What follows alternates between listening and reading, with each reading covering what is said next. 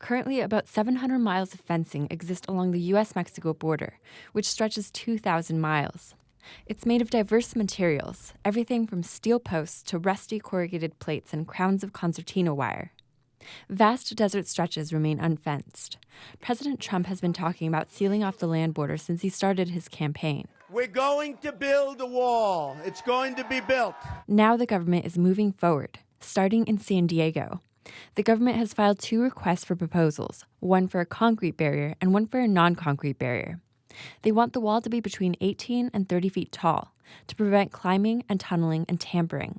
The wall must be aesthetically pleasing in color and texture, at least on the U.S. side. Hundreds of companies across the U.S. have expressed interest in building the wall. At least 3 are in San Diego. RE State Engineering is one of the San Diego-based companies. It's located on the San Diego Bay, right next to the naval base in NASCO. Ralph Hicks, Vice President of Governmental Affairs, says he's confident the company will be involved.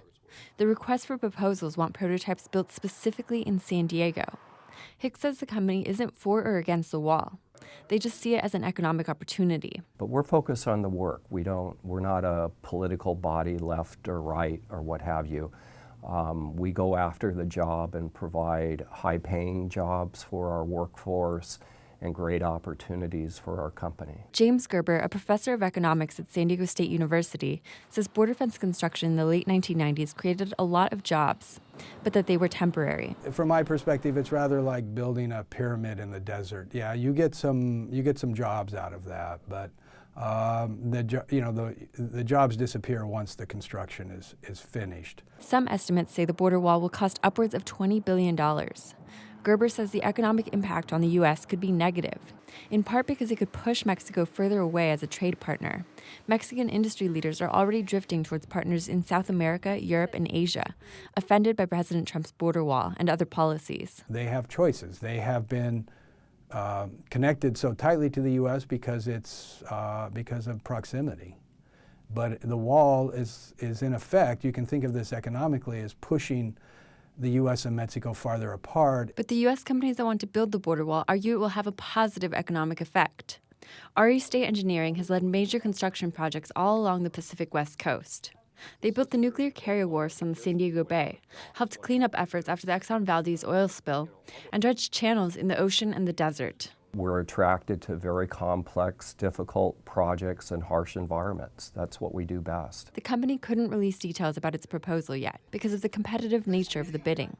Hicks says he's not worried about the short time frame. It's quick, but that's okay. That's the whole advantage that we have. We're not a big mega bureaucracy. The company has about 50 employees and $30 million worth of equipment. They're able to scale up quickly for large projects by hiring more workers.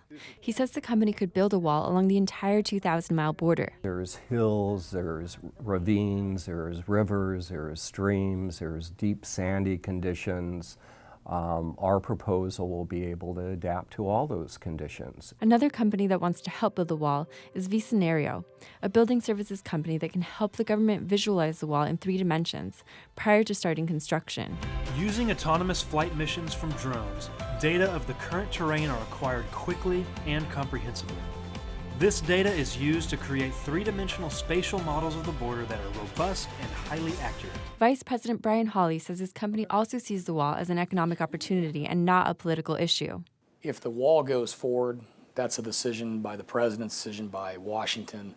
And we as a business and as taxpayers just simply want to make sure the wall is done in a cost-effective, productive way. Visionario has specialized in security around electrical power grid facilities, hiring veterans who can share their security expertise. If we were to be doing sections of this wall, we will continue to hire veterans. I think it's a great way to bring back those patriots back into our society and use them and get them in the business world. Hawley says the wall will incorporate technology to detect tunneling and intruders, as well as physical barriers.